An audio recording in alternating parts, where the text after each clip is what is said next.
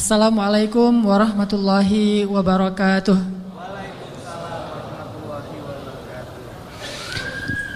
Alhamdulillah, segala puji dan syukur kepada Allah Subhanahu wa taala.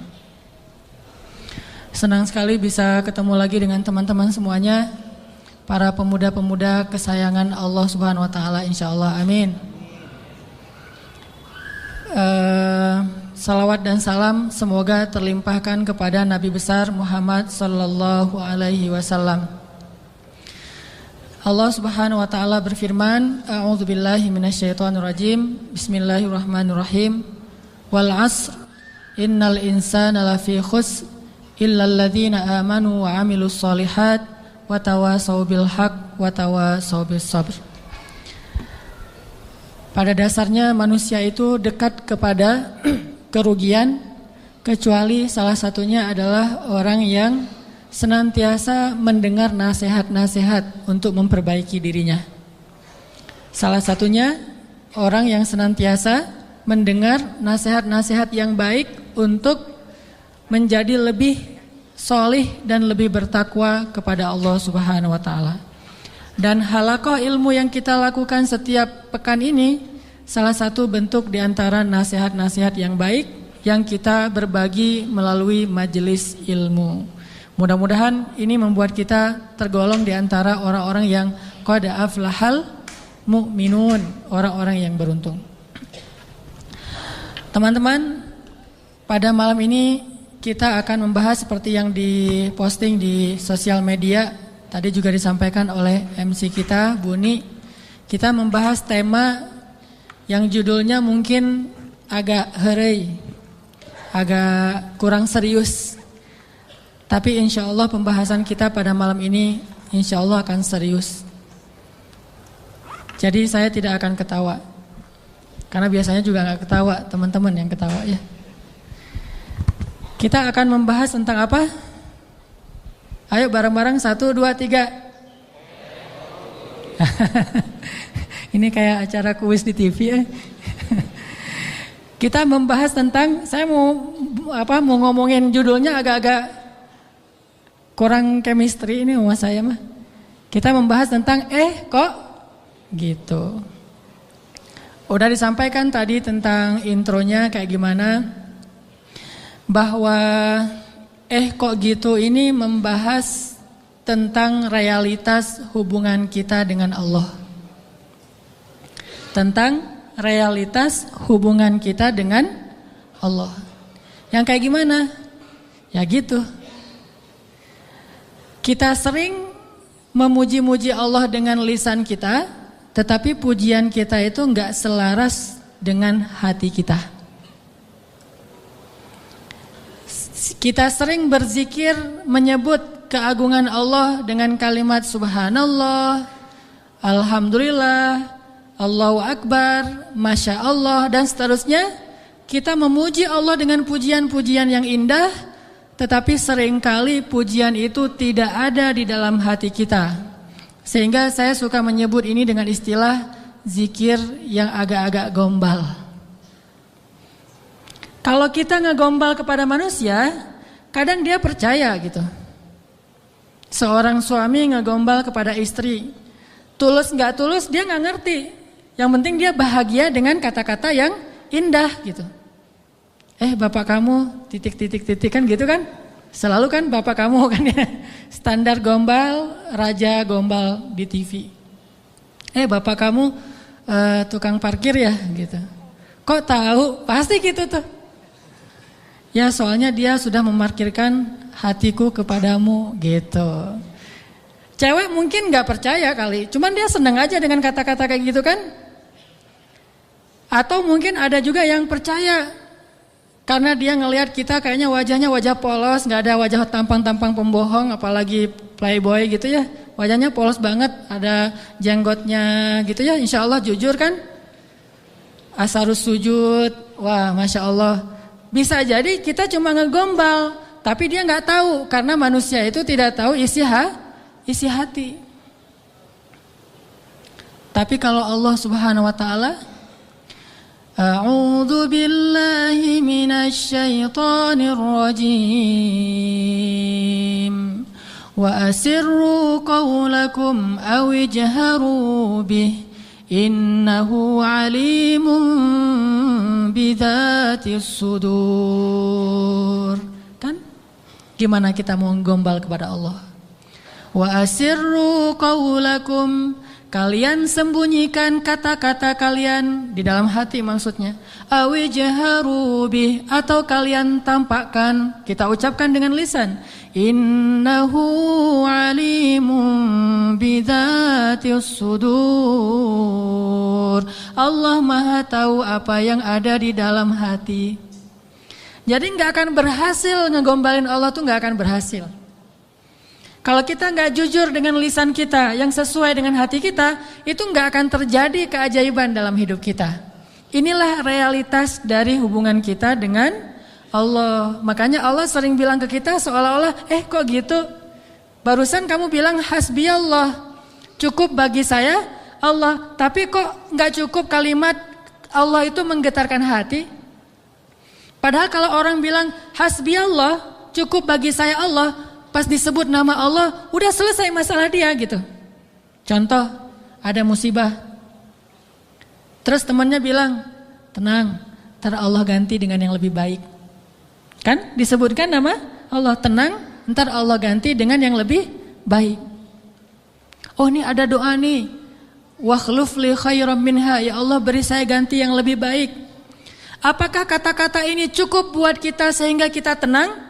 Sehingga kita tidak lagi terus-terusan dalam keputusasaan terhadap musibah-musibah yang kita hadapi? Kalau enggak, berarti kita gombal mengatakan hasbi Allah. Katanya hasbi Allah, kok enggak cukup sih Allah buat kita? Padahal Allah berfirman di dalam Al-Quran, innamal mu'minun, orang mukmin yang sebenarnya. Innamal mu'minuna alladzina idza dzukirallahu wajilat qulubuhum. Kalau disebut nama Allah hatinya gemetar. Maksudnya ngerespon gitu di dalam hati. Jadi mantap imannya, jadi mantap keyakinannya, jadi mantap tawakalnya kepada Allah Subhanahu wa taala. Benar enggak sih hasbi Allah? Coba. Kalau lagi bete, lagi ilfil, lagi nggak mood aja nih, lagi sedih, lagi galau berat. Yang buat bete, ilfil, galau berat kita itu reda apa? Jujur ya. Apakah sholat?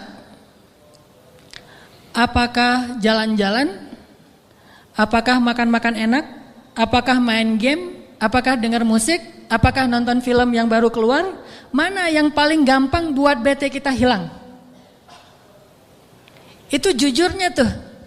Kalau misalnya kita lagi bete, wudu, salat, Allah Akbar, selesai salat, hilang tuh bete. Berarti benar, hasbunallah, hasbi Allah. Tapi kenyataannya termasuk saya nih, gak gitu-gitu amat. Begitu ada masalah, salat. Begitu selesai salat, ini nonton di mana ya? Sama aja kan? Sholat sih, cuman habis sholat ternyata belum cukup, belum hilang juga nih. Saya udah sholat, saya udah zikir, saya udah doa, saya udah tilawah Al-Quran, saya malah udah tahajud, udah puasa, tapi belum hilang juga, masih ilfil banget nih. Ya, mau cari makan enak mau makan yang pedas-pedas gitu, atau mau cari kopi, berarti belum hasbun, belum cukup, masih butuh tambahan. Memang berpengaruh, tapi belum cukup. Sholat ya menenangkan, cuma belum bisa menyelesaikan masalah. Berarti kita masih gombal dalam zikir kita. Makanya Allah bilang, kok gitu? Katanya saya cukup buat kamu. Kok kamu masih mencari solusi yang lain setelah saya? Kok kamu masih menyekutukan saya dalam mencari jalan keluar terhadap masalah-masalah kamu? Berarti kamu tuh gak benar ngomongin hasbi Allah. Orang yang benar-benar mengatakan hasbi Allah tuh kayak Ibrahim tuh. Ketika dia masuk ke dalam api, dilemparkan ke dalam bara api, tiba-tiba Jibril datang kepada Ibrahim mengatakan, ya Ibrahim, alaka hajah? Apakah kamu punya sesuatu yang kamu butuhkan? Sal, tu'ta, minta kepada saya nanti saya akan kabulkan. Kata Jibril. Apa kata Ibrahim? Amma ilaik fala. Kepada kamu? Enggak. Saya tidak butuh siapapun. Hasbiyallah wa ni'mal wakil. Baru Allah padamkan tuh api, keajaiban. Kenapa kita mengucapkan banyak kalimat zikir tapi tidak terjadi keajaiban-keajaiban dalam hidup kita? Mungkin kalimat kita itu belum jujur, belum sesuai dengan hati kita dan realitas kehidupan kita. Makanya zikir kita itu belum powerful. Harusnya zikir yang powerful itu begitu kita bilang hasbiyallah, api padam. Jadi kalau ada kebakaran, hasbiyallah, nggak butuh telepon pemadam kebakaran, selesai sudah. Kenapa kita telepon pemadam kebakaran? Karena kita belum hasbiyallah secara jujur. Ini benar nih, walaupun agak-agak, contohnya agak-agak lebay mungkin ya, tapi benar loh. Kenapa kita ketika nggak usah api yang membakar rumah lah, nggak usah kebakaran, hal sepele aja, masalah perasaan, masalah lapar. Bukankah Nabi mengatakan nanti makanan orang di akhir zaman adalah kalimat la ilaha illallah? Ini makanan orang di akhir zaman. Ketika muncul Dajjal, makanan kaum muslimin itu adalah la ilaha illallah. Begitu bilang la ilaha illallah, kenyang. Itulah orang yang selamat di masa Dajjal. Kira-kira kalau sekarang Dajjal keluar, kita selamat nggak? Cari tahunya gimana? Kalau teman-teman lapar, coba bilang la ilaha illallah. Lapar masih lapar atau udah kenyang? Pasti masih lapar ya. Karena kita nggak menganggap Allah segalanya, hasbiyallah.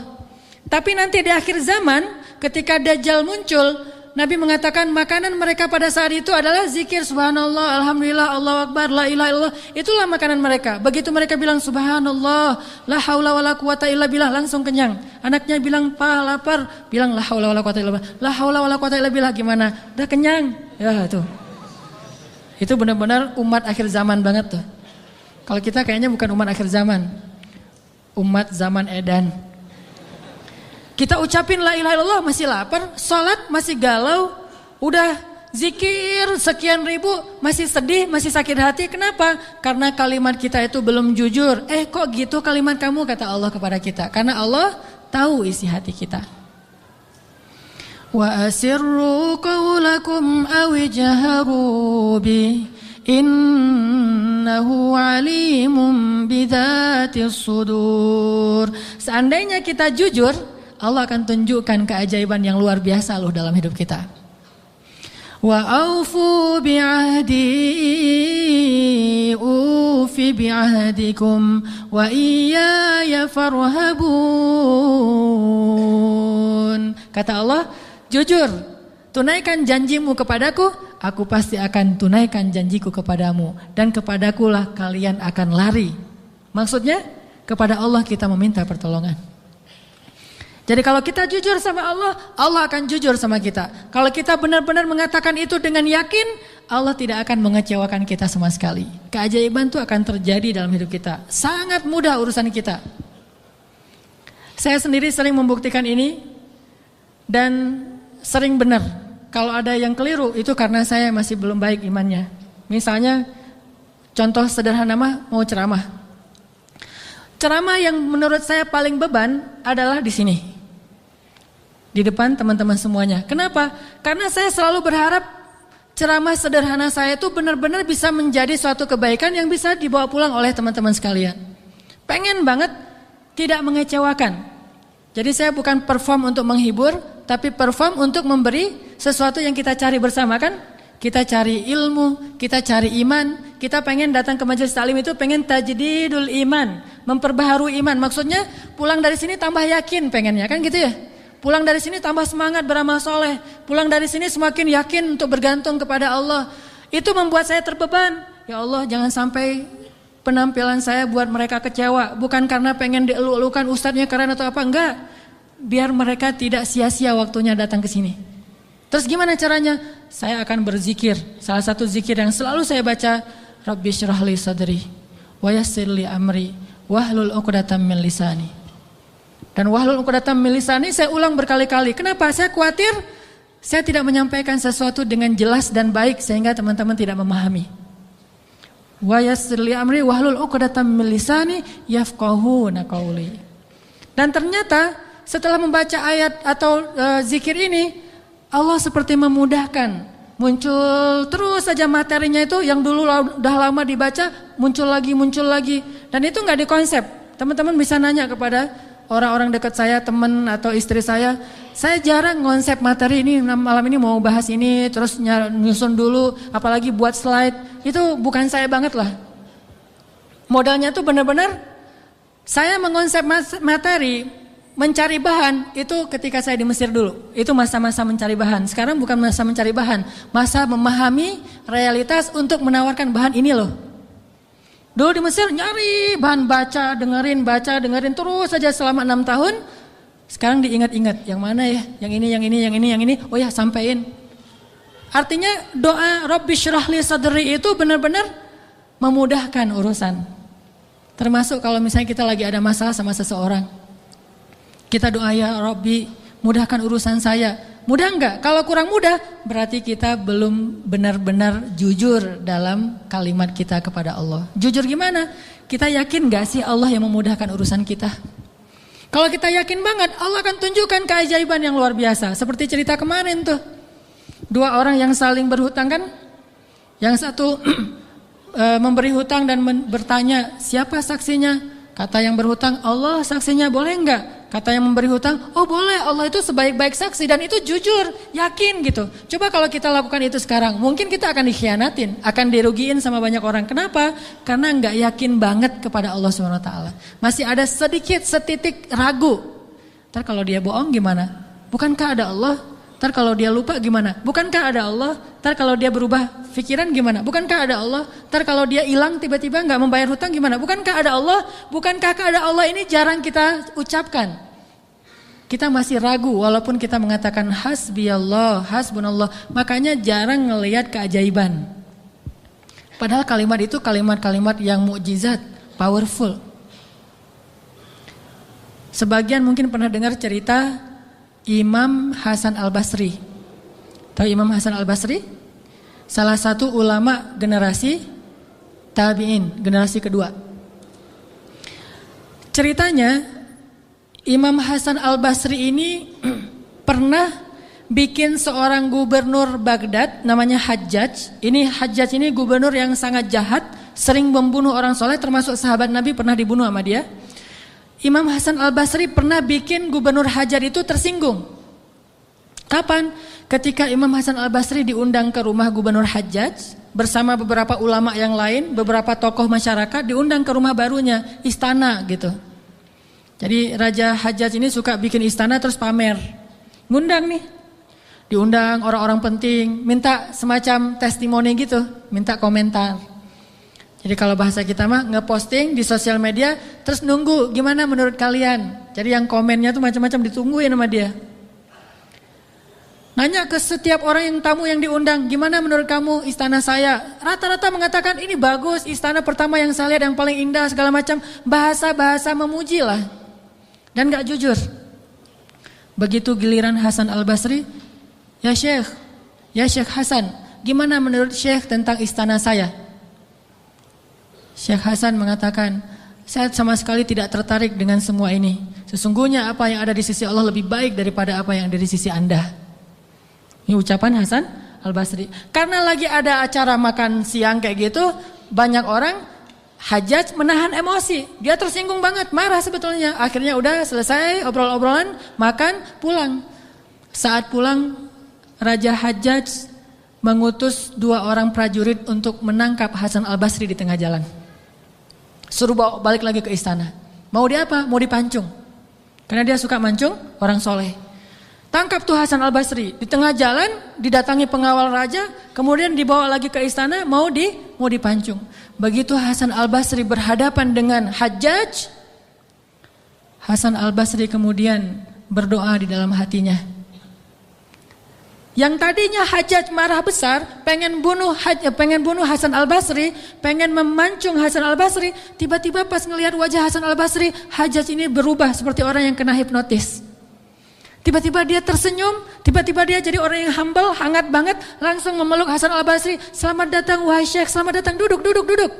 Syekh, beri saya nasihat, terus dikasih makanan, minuman, setelah itu dipersilakan pulang, dikasih kendaraan yang terbaik.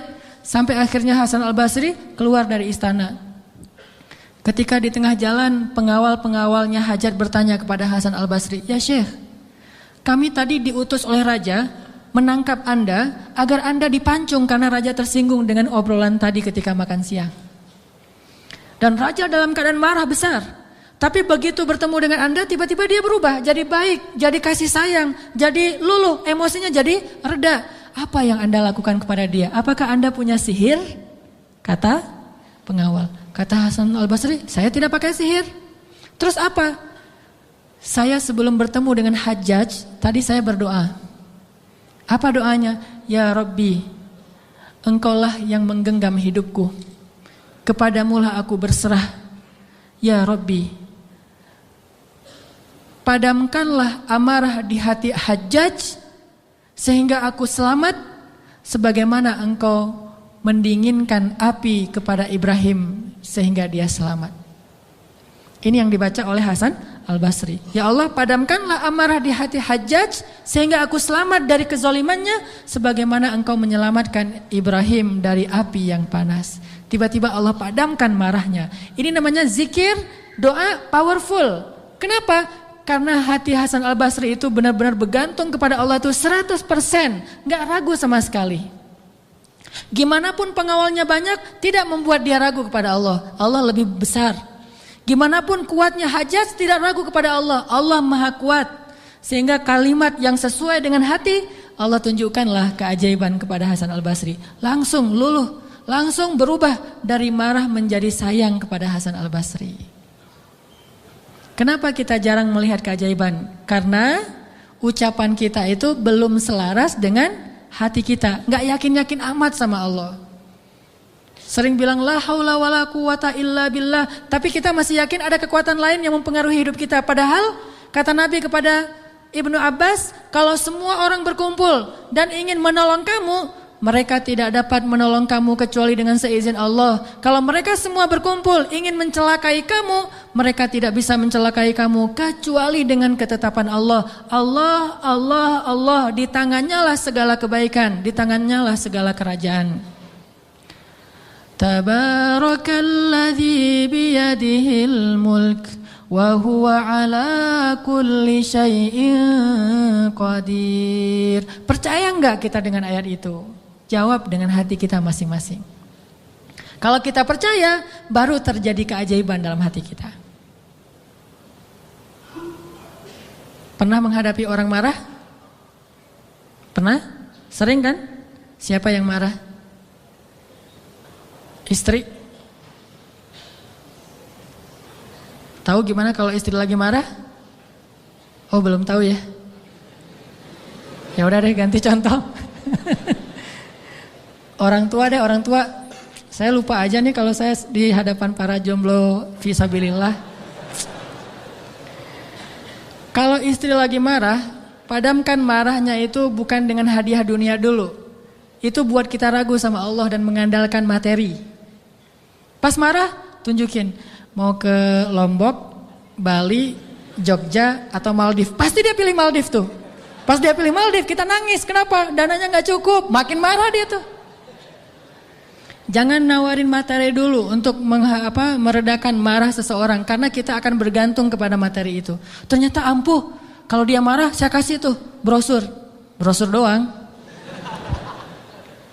Kalau lagi marah, nonton yuk. Pelan-pelan reda marahnya, berarti efektif. Nonton cukup bagi saya.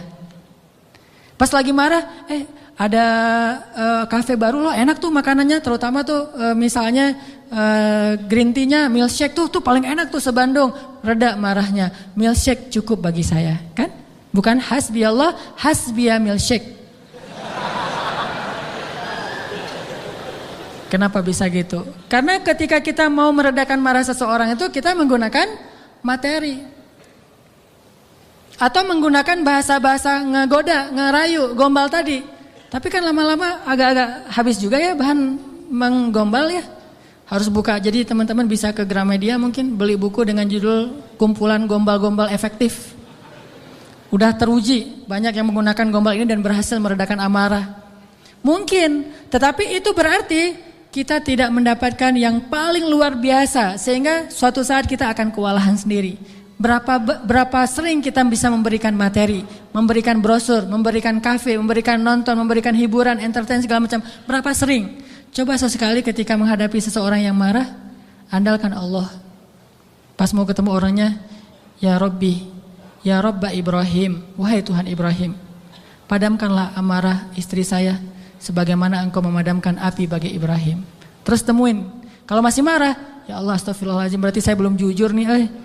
Masih belum yakin sama Allah, istighfar lagi, ya Allah padamkan. Masih marah, ya Allah padamkan. Terus saja sampai yakin. Kalau kita yakin itu berubah loh, benar-benar berubah. Kalau enggak bisa langsung, bertahap, tergantung iman. Ada orang yang imannya baru redam amarah seseorang itu 1 jam, berarti imannya iman 1 jam. Ada yang setengah jam, ada yang 10 menit, ada yang ketemu berubah langsung. Sampai orang yang marah itu juga terheran-heran. Kenapa ya? Saya tadi sebetulnya lagi sebel banget sama kamu, tapi pas ngelihat kamu jadi berubah, kenapa ya? Karena Allah.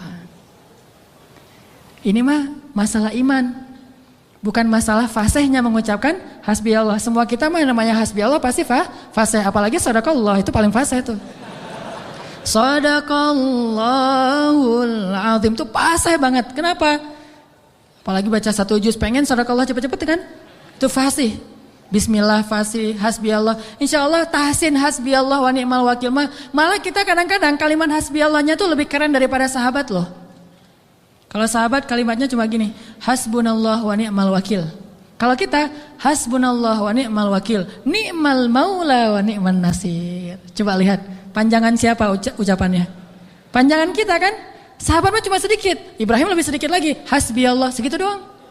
Kita rame, oh jangan cuma hasbi Allah, tambahin dong, jangan terlalu irit-irit dalam berzikir. Rame aja di broadcast soal panjang pendeknya zikir, tapi dua-duanya gak powerful, gak ngaruh. Yang bilang hasbi Allah wa ni'mal wakil sama aja, yang bilang hasbi Allah wa ni'mal wakil, ni'mal maula wa ni'man nasir, diulang 33 kali, tapi gak ngaruh. Kenapa? Karena gak jujur. Hanya fasih di lisan, tetapi tidak fasih di hati. Harusnya kayak Imam Hasan Al-Basri, begitu dia katakan demikian, doanya langsung berubah. Termasuk doa tadi, Allahumma ajurni fi musibati wa akhluf li khairan minha, ya Allah, beri saya pahala dalam musibah saya, beri saya ganti yang lebih baik. Selama apa sih Allah kasih kita ganti? Di situ kita bisa mengukur keimanan kita. Kalau begitu kita berdoa langsung dapat ganti, itu imannya ajaib tuh. Kalau kita berdoa tunggu gantinya sebulan kemudian, itu imannya standar. Kalau kita udah berdoa tapi gak diganti-ganti, berarti kita bermasalah, gak yakin-yakin amat sama Allah. Pengen gak begitu berdoa langsung Allah menunjukkan keajaiban? Kita pengen aja gak berani ya, karena kita gak percaya bisa. Kita mau mengatakan pengen, itu aja kita gak berani karena menganggap itu gak realistis. Masa sih bisa? Bisa kalau kita yakin kepada Allah. Kalau kita gak yakin, kalau kita bilang nggak bisa, kalau kita ragu bahwa Allah bisa menunjukkan ajaib kepada kita dalam hitungan detik, terus kemana kalimat kun fayakun?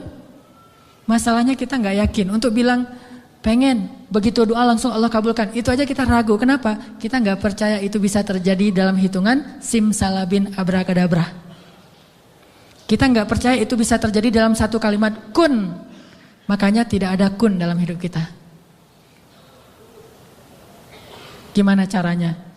Belajar yakin kepada Allah seutuh-utuhnya.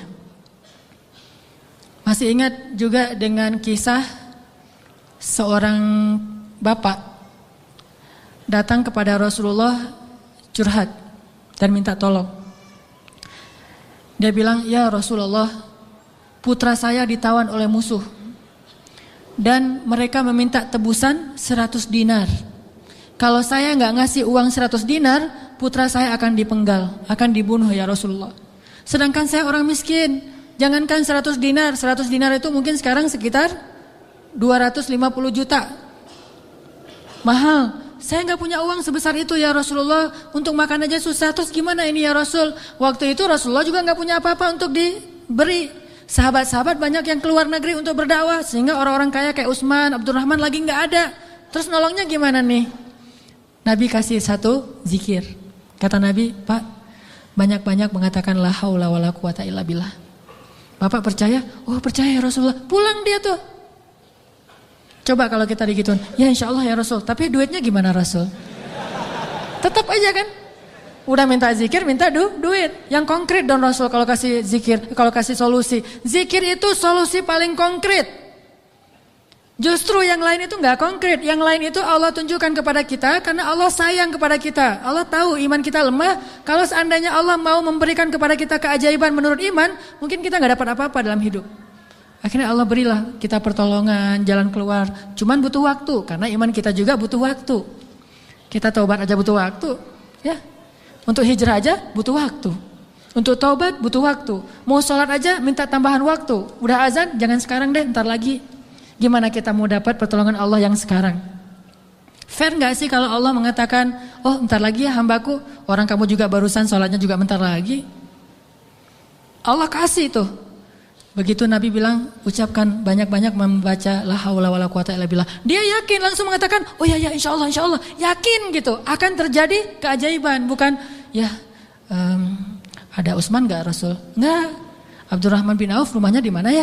Enggak nanya-nanya orang kaya, udah aja yakin. Pulang dia tuh, la haula wala quwata illa billah, la haula wala quwata illa billah, la haula. Artinya apa? Tidak ada daya dan upaya dari makhluk. Allah lah yang maha kuasa. Pulang ke rumah, istrinya nungguin. Pak gimana? Udah ketemu Rasulullah. Dapat solusinya, dapat uang pinjaman dari siapa? Enggak. Terus gimana? Nabi ngasih kita solusi yang lebih baik daripada itu. Apa? Ucapkanlah la haula wala quwata illa billah. Istrinya enggak protes, langsung bilang, oh ya, langsung la haula wala quwata illa billah. Berdua tuh la haula wala quwata illa billah. Enggak ada ya kirain duit 100 dinar. Enggak sama sekali, yakin. Begitu malam, sepanjang siang mereka la haula wala quwata illa billah, malam hari tiba-tiba putranya pulang. Enggak sendiri, bawa ternak, bawa kambing banyak tuh, domba dibawa. Ada ratusan ekor domba dia bawa pulang. Di luar, wah rame apa nih apa? Ada domba, siapa? Oh putra kita, Masya Allah. Pelukan, kangen gitu ya. Kamu gimana bisa selamat? Kata putranya, wahai ayah, ada keajaiban. Tadi, tiba-tiba ketika saya sedang diikat dan besok mau dipenggal, pengawal-pengawal saya itu tiba-tiba pada ngantuk, tertidur. Dan tiba-tiba ikatan saya menjadi longgar sehingga saya bisa melepaskan diri. Dan bahkan ketika saya mau pergi, saya kepikiran kenapa saya gak bawa domba-domba aja sebagai ghanimah. Domba 100 ekor kira-kira berisik gak sih? 100 ekor domba berisik gak? Berisik kan? Berisik banget kan? Tapi seberisik itu orang yang ngawal dia tuh gak bangun loh. Allah udah tutup telinga dan penglihatan mereka. Mereka nggak bangun sama sekali, dibawa. Dan untuk ngumpulin domba 100 ekor, kira-kira butuh berapa jam? Itu bukan kerjaan yang gampang. Ngumpulin 100 ekor, digiring ke satu arah, udah gitu berisik lagi. Ada yang domba yang lari ke sana, ditarik lagi. Namanya domba kan, domba-domba yang tersesat gitu deh.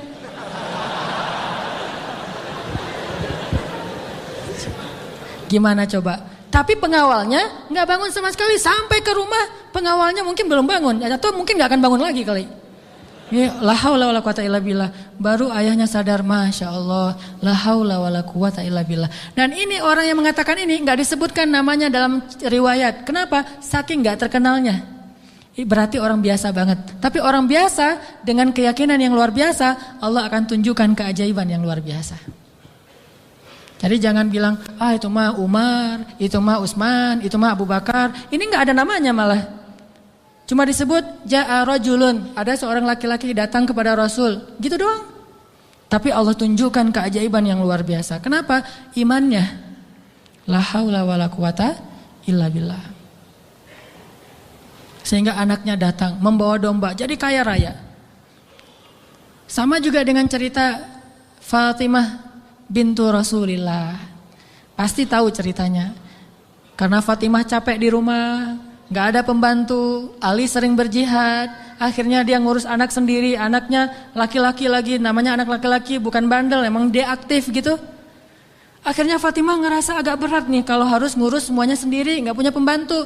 Datanglah ke rumah ayahnya, ayah ya Rasulullah, ayah tahu keadaan rumah tangga saya bersama Ali. Ali orang yang sibuk bekerja, membela agama Allah, berdakwah, berjihad. Saya sendiri di rumah gak ada pembantu. Boleh gak minta seorang pembantu dari rumah ayah? Kan banyak pembantu Rasulullah yang jadi relawan tuh. Kata Rasulullah, ya Fatimah, mereka itu bukan pembantuku tetapi pembantu kaum muslimin. Jadi gak mau dikasih kepada urusan keluarga. Maka pulanglah Fatimah. Oh ya ayah nggak apa-apa, pulang nih bersama Ali, nggak dapat apa-apa.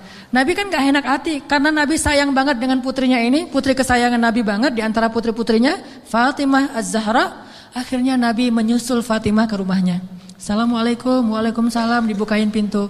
Ya Fatimah, ya Ali, la tahzana, janganlah kalian bersedih.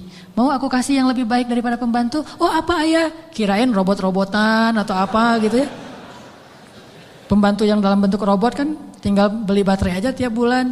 Atau dicas gitu. Apa ya ayah yang lebih baik daripada pembantu? Kita tahu, kata Rasulullah sebelum tidur, bacalah zikir ini, ayat ini, maka insya Allah itu lebih baik daripada pembantu. Mereka protes enggak? Enggak. Oh ya, sami'na wa ata'na. Diamalin tuh, enggak pernah tinggal. Dan selamanya mereka enggak punya pembantu, tapi enggak pernah mengeluh lagi. Allah berikan mereka jalan keluar. Jalan keluarnya adalah dikuatkan hati dan kesabarannya. Itu keajaiban. Kenapa kita udah berdoa tapi hati kita masih lemah? Karena kita tidak berdoa dengan hati, tapi kita berdoa dengan kok gitu? Gak sesuai antara lisan dengan kenyataan.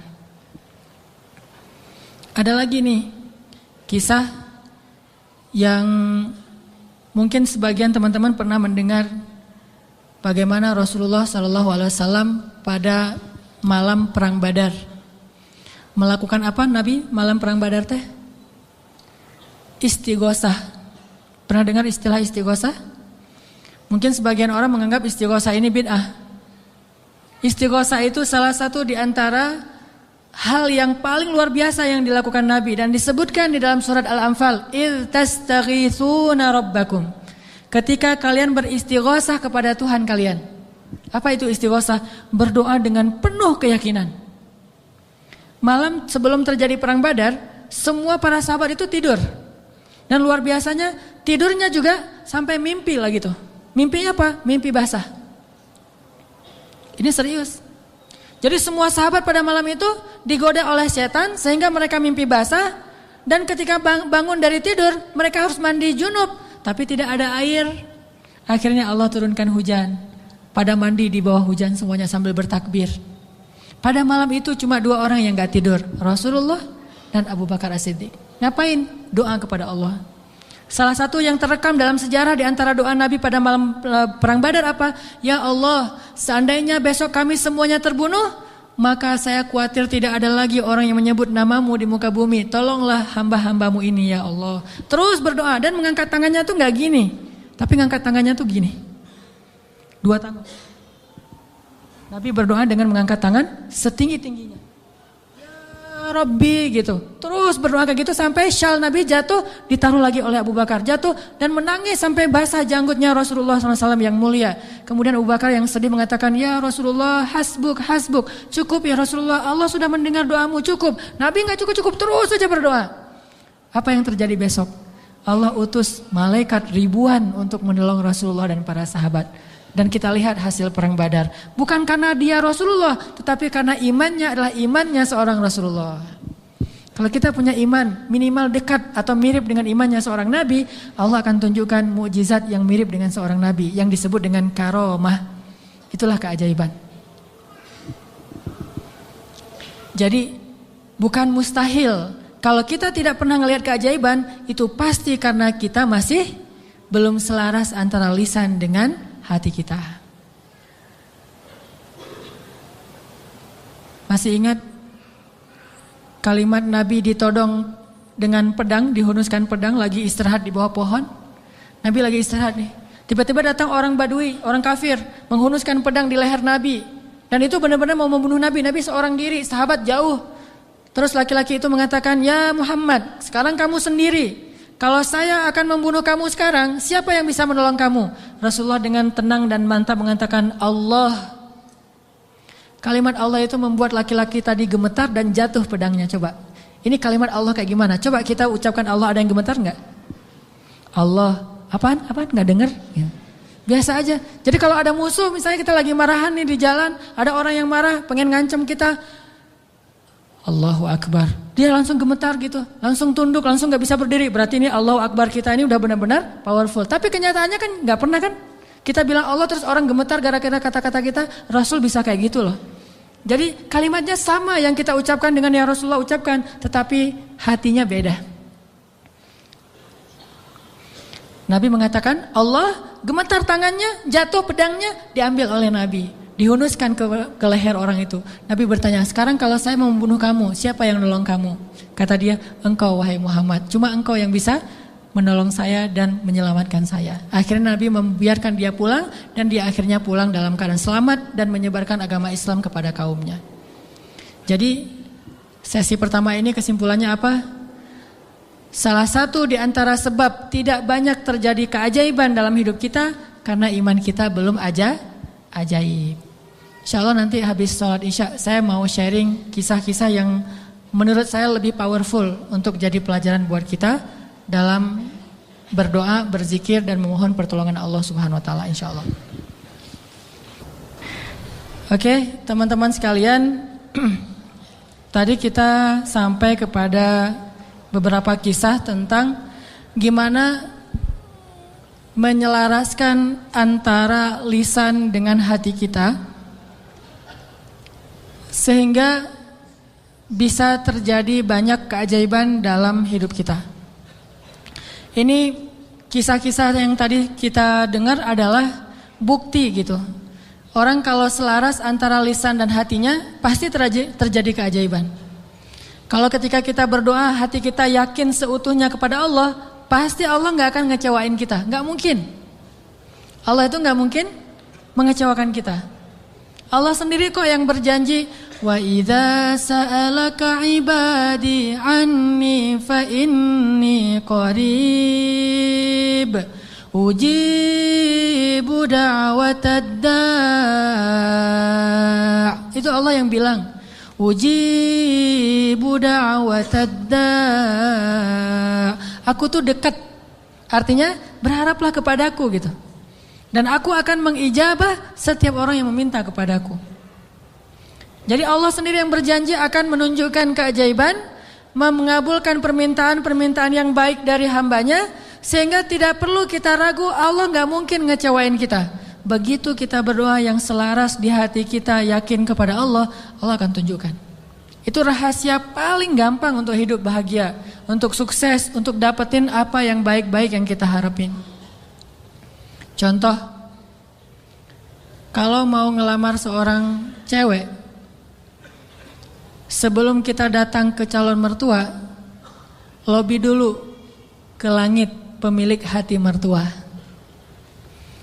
Jadi bukan dandan nomor 1, itu mah yang kesekian. Bukan misalnya bawa CV yang bagus, isi CV-nya teh. Kalau perlu tanggal lahirnya diedit biar gak terlalu ketuaan gitu ya. Cuma diedit 1 angka doang, angka terakhir yaitu tahun. Kemudian pekerjaan, wira swasta. Kan sekarang wira swasta mah keren ya, pengusaha gitu ya. Walaupun wira swastanya masih baru merintis lah. Saya mah gak mau terlalu makin jelek nanti. Wira swasta, jualan apa misalnya, apa aja lah. Apa aja dijual gitu. Yang penting tidak menjual harga diri. Wah, semuanya diedit. Itu bukan yang paling penting. Yang paling penting adalah gimana ngelobi lah langit, pakai jalur langit. Minta kepada Allah yang menggenggam hati. Begitu di depan pintu pagar, la haula wala quwata illa billah. La haula sampai 100 kali. Kenapa 100 kali? Sampai yakin banget ini Allah yang menentukan hati seseorang hamba. Bisa dibolak-balik. Bisa jadi awalnya si calon mertua ini udah punya calon sendiri buat anak yang perempuannya. Mungkin lebih tajir, mungkin lebih keren, mungkin lebih berewokan, lebih nyuna gitu ya. Kita mah seadanya, udah pakai wak doyok juga belum tumbuh-tumbuh. Ya gimana, udah begitu takdirnya kan, terimalah kenyataan. Akhirnya orang tua, calon mertua tadi yang udah punya rasa srek kepada yang lain, tiba-tiba berubah pas ngelihat kita. Wah ini nih calon menantu saya nih. Kita baru mau ngomong, udah tenang aja. Kamu bukan hanya akan saya berikan anak saya, juga domba-domba gitu ya. Kan la haula wala quwata illa billah. Dikasih modal nikah, dikasih mahar, disiapin semuanya, dimudahin banget. Kenapa? La haula wala quwata illa billah. Itu lebih penting daripada mahar, lebih penting daripada bawa kendaraan apa walaupun minjem, lebih penting dari apapun, lebih Allah dulu pemilik segala hati hamba. Itu berlaku banget. Jadi kalau selama ini masih belum beruntung, berarti kurang la haula wala quwata illa billah. Tips supaya mengakhiri masa jomblo, yakin sama Allah, banyak-banyak la haula wala quwata illah, dan berani datang kepada calon. Kalau kata seorang pelawak, kalau kita jelek, jangan takut untuk mencintai seorang perempuan, karena yang takut itu harusnya yang dicintai, kan gitu ya. Kita mah nggak usah takut, yang dicintai yang takut. Yang datang ke saya kok wajahnya gini. Tapi itu mah cek cak lontong, jarine cak lontong. Oke. Sama juga kalau misalnya seorang istri pengen membujuk suaminya. Membujuk ngapain nih? Membujuk tambahan saldo. Ini udah akhir bulan nih, tanggal 31, pakai la haula wala quwata illa billah. Itu ngaruh banget. Sambil senyum, sambil la haula wala quwata illa billah. Oh, ngerti mah, besok ditransfer gitu ya. Enggak usah bilang, "Pak, uang bulanan," enggak usah. Bilang aja la haula wala quwata illa billah. Lobby Allah sehingga dia jadi sayang sama kita, dikasih lebih. Jalan ke mall, lobby Allah supaya dia sayang sama kita, dikasih lebih. Jadi dibeliin apa. Ini semuanya karena kita yakin sama Allah yang Maha Kaya. Saya pernah dulu di tablik. Awal-awal saya dulu hijrah dari hidup gak jelas menjadi agak jelas. Saya waktu SMA juga masih belum jelas. Suka sama cewek tapi gak pernah disukai. Mungkin saya mirip dengan kata-kata Cok Lantong tadi kali ya. Suka, alhamdulillah gara-gara saya gak diterima, akhirnya saya gak pernah pacaran. Itu bukan karena saya gak mau pacaran, karena nasib aja. Jadi akhirnya gak bisa pacaran. Nah, pas sudah jelas gara-gara datang jamaah tablik berdakwah di sekolah saya, akhirnya saya masuk ke tablik yang khuruj 3 hari, 40 hari. Di tablik itu ada pelajaran tauhid yang menurut saya bagus ya, inspiring gitu. Kalau kita lagi makan nih, kan makannya tuh rame-rame tuh, pakai talam gitu kan, makan rame-rame. Terus ada petugas khidmat namanya yang ngasih-ngasih lauk, nasi, ikan segala macam. Jadi SOP di tablik, kalau kita lagi makan, mau minta tambahan makanan, nasi, ikan atau lauk, itu nggak boleh minta kepada yang khidmat. Kita ngomong, Allah, ikan, Allah, datang tuh ikannya. Wah, ini ikan, Masya Allah, Allah kasih datang ikan. Di situ belajar tauhid tuh. Ternyata kuahnya kurang, Allah, kuah, Masya Allah, kuah, Masya Allah. Datang tuh kuah tuh. Soalnya orangnya dengerin gitu ya. Tapi walaupun ini agak-agak menurut sebagian orang aneh, justru di situ kita belajar yakin sama Allah. Makanya saya sering cerita, awal-awal saya dapat hidayah ke tabligh itu, lagi mau main bola, keluar dari sholat asar di masjid, bukan keluar sholat asar, lagi main bola depan masjid. Masjid di Aceh itu kan luas-luas, selamanya bisa main bola. Ada orang main bola, ada sapi yang lagi ngerumput, karena saking luasnya halaman masjid. Udah gitu, lagi main bola dipanggil sama seorang jamaah tabligh dari Pakistan. Dia nyebutnya Maulana gitu. Orang tabligh kan kalau udah level ilmu tertentu disebut Maulana. Maulana ini manggil saya, come here gitu. Saya datang. Saya waktu itu masih anak muda nggak jelas gitu. Duduk di sebelah dia tanya. Dia tunjuk-tunjuk ke langit gitu. Nggak bisa bahasa Indonesia. Saya bilang, kenapa? Oh, langit. Saya bilang, langit Allah cipta, kata dia. Terus tunjuk ke pohon. Saya bilang pohon Allah cipta. Dia tahu bahasa Indonesia cuma satu kalimat, Allah cipta.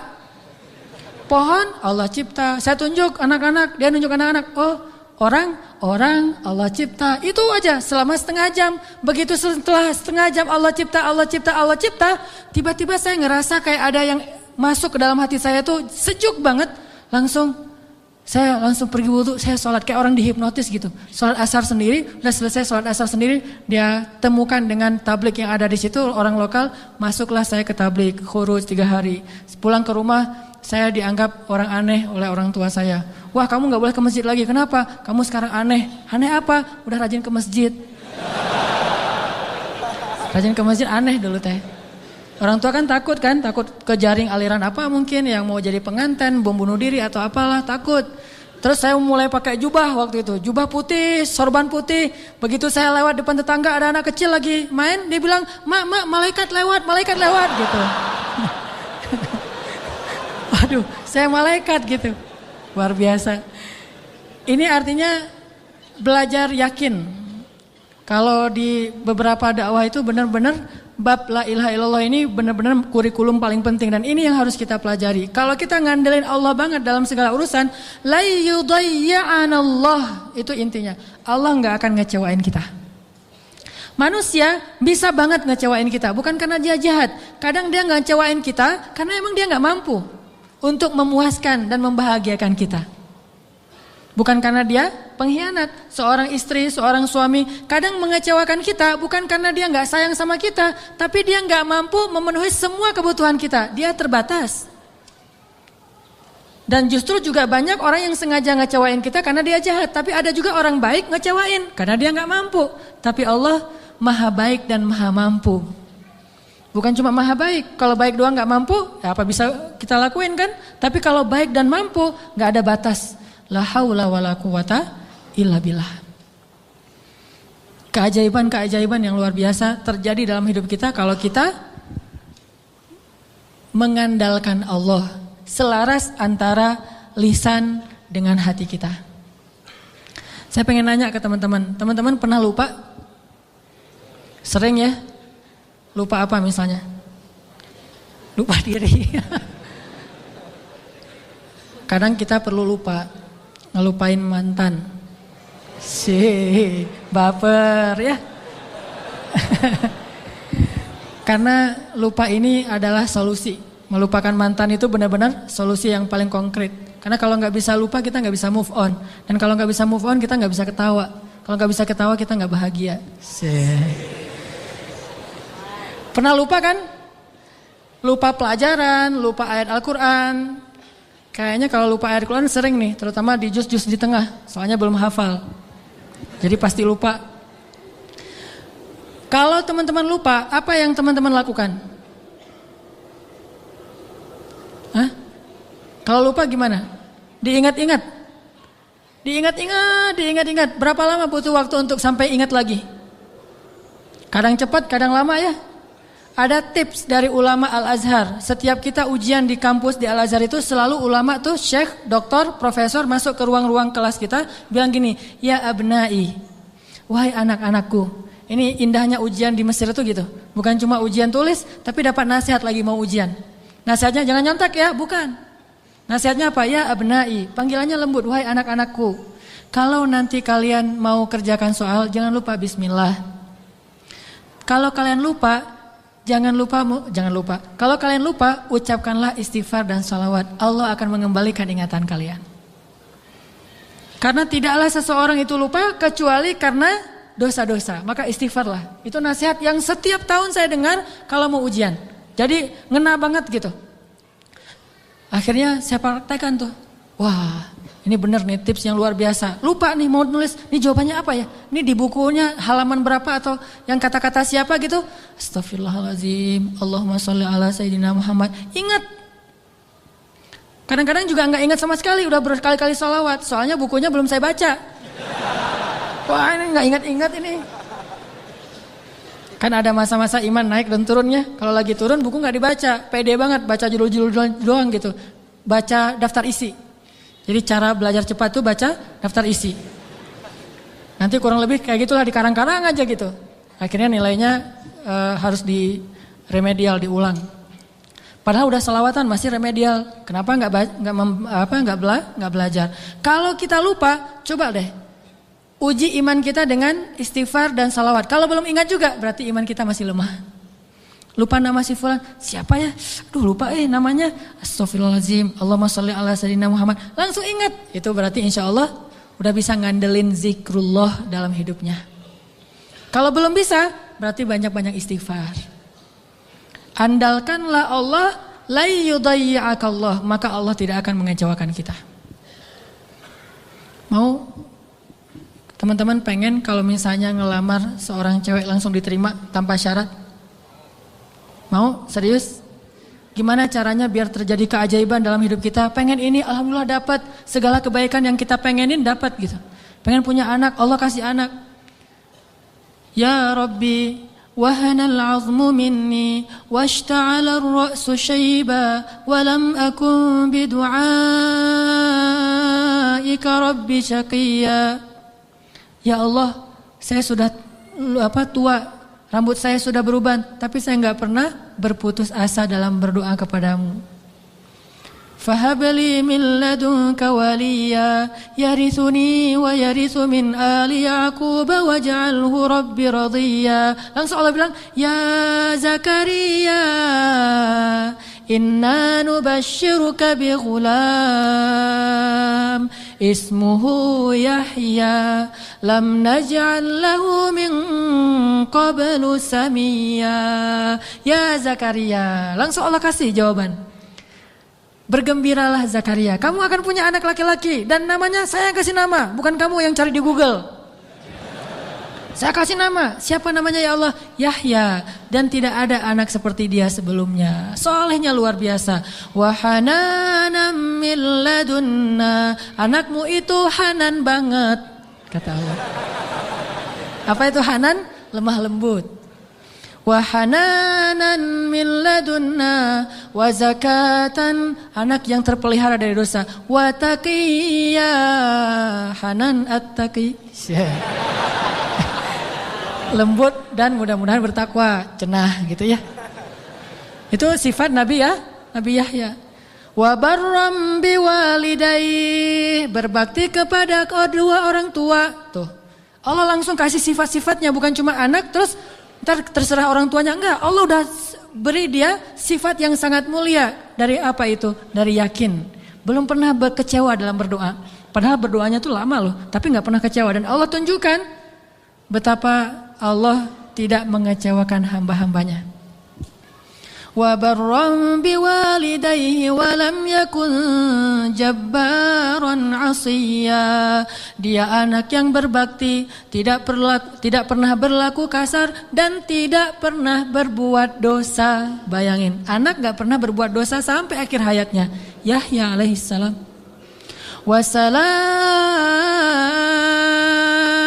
Wassalamun alaihi yawma wulida wa yawma yamutu wa yawma yub'atsu hayya. Dia selamat ketika dia lahir dan ketika dia wafat dan ketika dia dibangkitkan. Dijamin masuk surga anaknya. Belum lahir udah dibilangin kayak gitu. Hasil dari mengandalkan Allah, yakin sama Allah. Dikasih, tenang aja. Aduh udah 10 tahun nikah belum dikasih anak, tenang. Nabi Zakaria kayak gitu, Nabi Ibrahim juga kayak gitu. Ada perempuan yang dulu pernah saya kisahin di zaman Nabi Musa, ya Rahim, ya Rahim. Tapi dengan yakin ngomong kayak gitu. Coba kita bilang ya Rahim tapi gak yakin, gak dapet tuh. Takdirnya gak akan punya anak, tapi karena dia ya Rahim terus, tiba-tiba Allah mengubah takdir. Sesungguhnya rahmatku lebih luas daripada takdir. Andalkan Allah. Gimana caranya biar kita dapat keajaiban? Buat Allah percaya sama kita. Itu tips yang paling penting. Buat Allah percaya sama kita. Kalau Allah udah percaya, udah selesai. Kalau Allah udah radhiyallahu an, Allah udah ridha, Allah udah percaya, Allah udah mengatakan kita siddiqun. Apa itu siddiq? Orang yang benar. Berarti Allah akan tunjukkan banyak sekali kebaikan dan keajaiban dalam hidup kita. Buat Allah percaya sama kita. Sehingga Allah menyebut kita orang yang benar. Ulaika humus shadiqun. Dia itu orang yang benar. Wadhkur fil kitabi Ibrahim innahu kana siddiqan nabiyya. Ibrahim itu hambaku yang siddiq. Wadhkur fil kitabi Idris innahu kana siddiqan nabiyya. Hambaku Idris itu adalah hamba yang siddiq. Makanya Allah tunjukkan banyak keajaiban. Idris meninggalnya di mana? Wa rafa'nahu makanan 'aliyya. Kami angkat Idris ke tempat yang tinggi, yaitu ke langit kelima. Jadi ceritanya malaikat maut datang kepada Idris, pengen nyabut nyawa Idris. Kata Idris, wahai malaikat maut, jangan cabut nyawa saya sekarang. Terus gimana? Saya minta waktu gitu. Akhirnya malaikat maut ini mengatakan, saya tidak bisa memberi kamu waktu. Kalau perlu kamu naik aja ke langit. Begitu dia naik ke langit 5, kata malaikat maut, disinilah ajalmu. Sehingga Nabi Idris itu meninggalnya bukan di bumi. Kuburannya itu bukan di tanah, kuburannya itu di langit. Satu-satunya manusia yang diwafatkan di langit adalah Idris. Sedangkan Isa belum wafat. Kalau Idris diangkat ke langit dan diwafatkan, Isa diangkat ke langit dan Allah biarkan sampai nanti akan datang kembali di akhir zaman. Kalau Idris wafat, cuma wafatnya di langit. Coba, keajaiban. Kenapa? Innahu kana siddiqan. Karena dia siddiq, Allah percaya, Allah kasih dia keajaiban. Begitu juga dengan Ibrahim. Gimana cara Ibrahim buat Allah percaya sama Ibrahim? Sehingga ketika Ibrahim dalam keadaan terdesak, Allah kasih keajaiban. Ya nar, kuni bardan wa salaman ala Ibrahim. Wahai api, jadilah kamu sejuk dan selamat bagi Ibrahim. Langsung sejuk, apinya membara-bara sampai kayu bakarnya habis, tapi Ibrahimnya dalam keadaan selamat. Kayak di ruang AC. Kenapa? Karena Allah udah percaya sama hatinya Ibrahim. Gimana cara Ibrahim membuktikan dan membuat Allah percaya kepada dia? Nabi Ibrahim membuktikan itu di waktu-waktu yang sulit, bukan di waktu yang mudah. Jadi bukan hanya dengan sholat Allah akan percaya sama kita. Tapi ketika kita dapat masalah, siapa yang kita andalkan? Kalau kita mengandalkan Allah dan senantiasa kayak gitu dalam kesabaran, tidak berputus asa kepada Allah, yakin Allah gak akan ngecewain kita, Allah akan percaya sama kita. Dan saat Allah percaya, Allah tunjukkan keajaiban. Nih kisah Ibrahim yang luar biasa yang dulu sering kita baca. Ibrahim itu by the way orang mana? Orang mana Ibrahim teh? Orang Irak. Ibrahim aslinya dari Irak, dari Basrah. Mirip dengan Imam Hasan al-Basri, Basrah. Jadi Ibrahim itu orang Irak. Lalu berdakwah di Irak di usia 17 tahun tuh udah mulai kayak kita lah, anak ABG tapi udah hijrah. Hijrah pemikiran tapi bukan hijrah dari dosa kepada yang baik. Hijrah pemikiran. Dari awalnya mikirnya macam-macam, agak liar gitu. Wah ini Tuhan saya, yaitu matahari. Ini Tuhan saya, yaitu bulan. Ini Tuhan saya, yaitu bintang. Kan liar ya. Sampai akhirnya ini semuanya tenggelam. Tuhan saya adalah pencipta semua ini. Dan di usia segitu beliau ditaruh di dalam api dan yakin banget kepada Allah. Dia punya seorang ayah namanya Azar. Azar ini seniman nyeleneh. Kalau seniman doang masih mending kan? Ini udah seniman nyeleneh. Kalau seniman doang dia dengan artnya, dengan seninya itu hak dia. Tapi ketika dia nyeleneh, gimana? Dia membuat patung lalu menyuruh orang untuk menyembah patung buatannya. Dan dia juga tokoh agama yang ngajarin cara nyembah patung buatannya, ngajarin doa-doanya, sehingga orang menyembah patung buatan Azar. Lalu dia punya kedudukan di sisi rajanya, Namrud. Sehingga ketika anaknya berdakwah di sana, kedudukan Azar ini terancam, akhirnya dia diusir. Ibrahim diusir dari Irak, disuruh pergi atau dibunuh. Akhirnya berangkatlah Ibrahim bersama 2 orang. Satu istrinya yang terkenal sangat cantik. Sampai para ulama mengatakan, belum pernah Allah menurunkan seorang wanita cantik di muka bumi secantik Sarah. Itu perempuan paling cantik yang pernah ada di muka bumi. Kalau yang paling sempurna, Asiyah, Maryam, Khadijah, Fatimah. Tapi kalau yang cantiknya kayak Nabi Yusuf, itu Sarah tuh. Kalau laki-laki ganteng, Yusuf. Kalau perempuan cantik itu Sarah. Simbol kecantikan perempuan di muka bumi. Bukan siapa yang di Mesir teh? Cleopatra. Cleopatra kalau di film-film mah agak-agak hitam ya. Kurang menurut saya mah.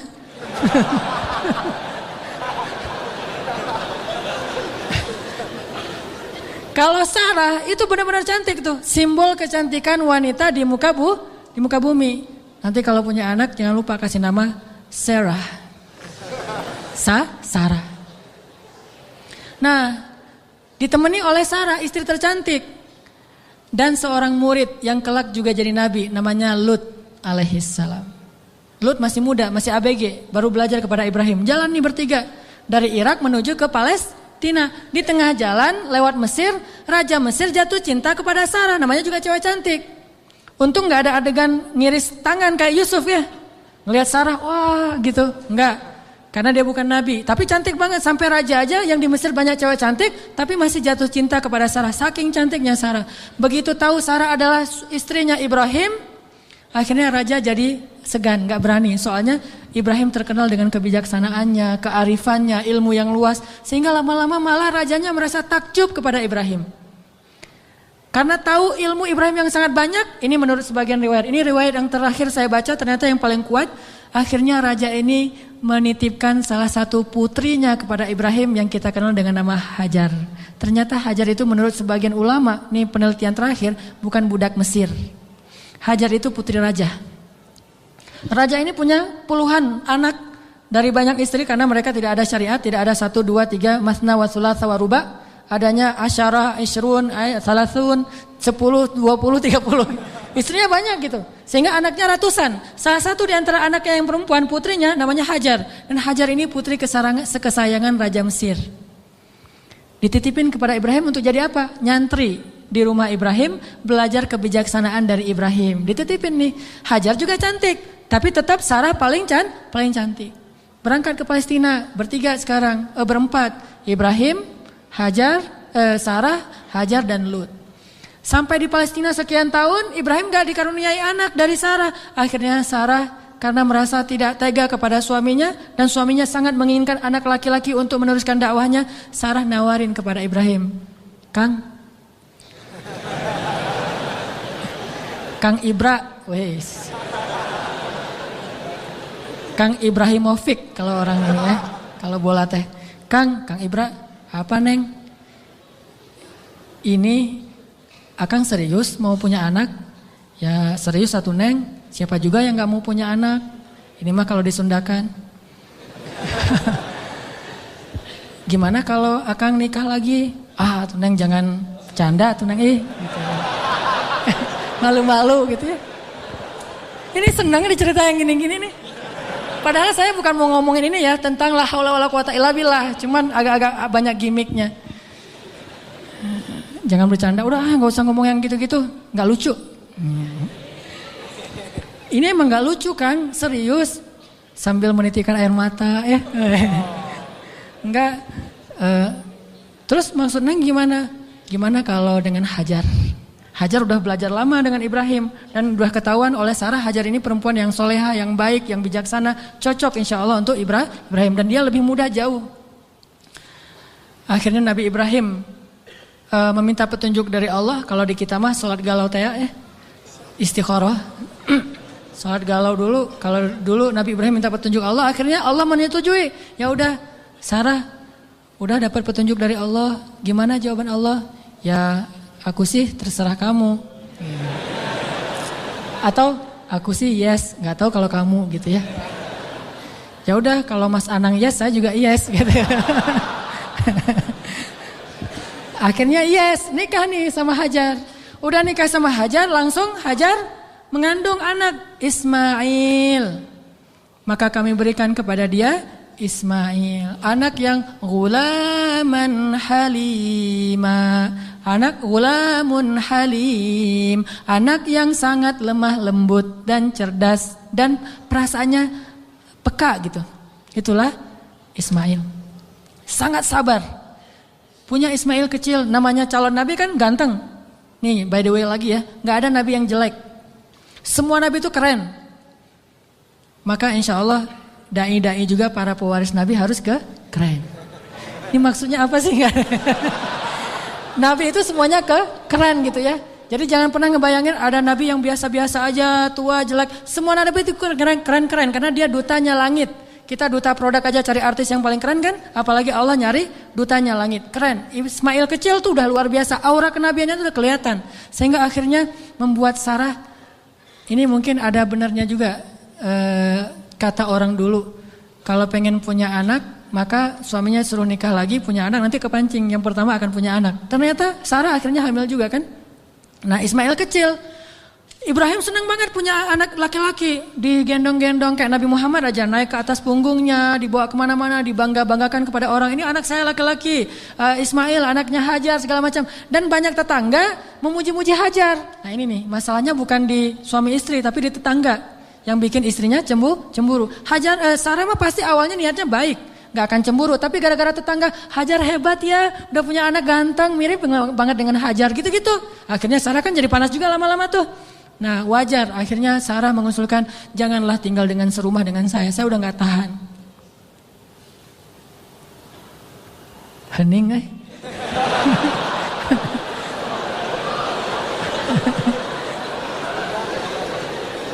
deg-degan dengar kayak gini, kayak film horor. Kata Sarah,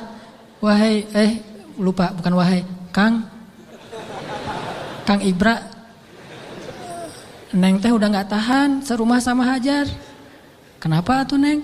Ya semua tetangga muji-muji Hajar. Aduh Neng teh apa itulah? Oh ya udah, minta lagi petunjuk Allah. Akhirnya Allah kasih perintah. Perintahnya apa? Pindah rumah. Tapi nggak tanggung-tanggung. Pindah kota, pindah negara dari Palestina ke Saudi Arabia. Dulu namanya Bakkah. Wahai Ibrahim, bawa Hajar dan anakmu ke sebuah lembah Bakkah. By the way, perjalanan dari Palestina ke Mekah butuh waktu 2 jam naik pesawat. 2 jam naik pesawat itu kurang lebih dari Jakarta ke Medan atau Jakarta Surabaya. Tapi Ibrahim tidak naik pesawat, tidak naik buruk, tidak naik onta, nggak naik kuda, jalan kaki. Apakah Hajar protes? Kemana Kang Ibra? Pokoknya ikut aja lah, gitu. Oh iya, udah ikut aja. Nggak pernah nanya kemana, nih saya aja tadi nanya. Nggak pernah nanya kemana ya Ibrahim, nggak. Kata Ibrahim, ya Hajar dapat perintah dari Allah kita ke lembah Bakkah, ikut. Ya sami'na wa ata'na. Gak pernah nanya kemana, gak pernah naik apa, terus bekalnya gimana, terus gak ada rest area di mana aja, di kilometer berapa, enggak, udah aja jalan gitu. Coba bayangin suami bawa istri, kadang-kadang kesasar muter-muter, istrinya langsung, wah papa gak tahu jalan, pakai ini atuh GPS. Gak sabar ya.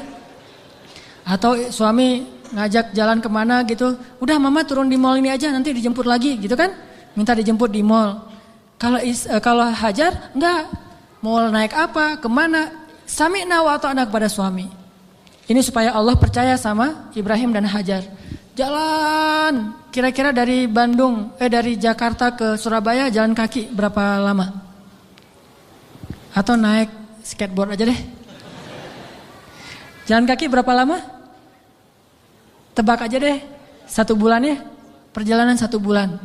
Gak ada rest area sama sekali. Makanannya apa yang dibawa sebagai bekal? Roti keras yang kalau dimakan itu harus direndam dulu dengan air.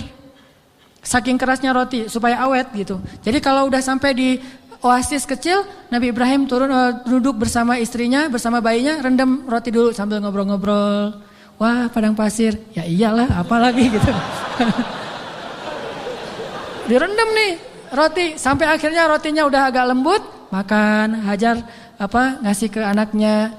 Udah gitu jalan lagi, sebulan bayangin, gak pernah nanya kemana sih Ibrahim, ini nyasar kemana sih kita, gak bawa peta gitu, enggak sama sekali, jalan aja, sami'na wa ata'na. Begitu sampai di sebuah lembah, yang kata Allah, biwadin ghairi dhi zar'in 'inda baitikal muharram, di sebuah lembah yang tidak ada pohon apapun, pohon yang di tempat lain di padang pasir aja tumbuh, ini gak tumbuh sama sekali, saking tandusnya. Udah sampai di lembah itu, kemudian Ibrahim mengatakan, disinilah tempat kita.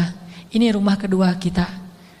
Hajar nggak pernah banding-bandingin. Oh rumah Sarah enak tuh di Palestina. Kok saya ditaruh di sini? Enggak. Udah oh iya tinggal di sini teman Ismail. Dan nggak ngomong-ngomong juga ini gara-gara Hajar, gara-gara Sarah nih. Nggak nyalahin Sarah, nggak nyalahin Ibrahim. Sami'na wa ata'na. Buktikan itu biar Allah percaya sama kita. Kalau Allah percaya, Allah nggak akan ngecewain kita. Sami'na wa ata'na. Ya Ibrahim, ya tinggal di situ aja.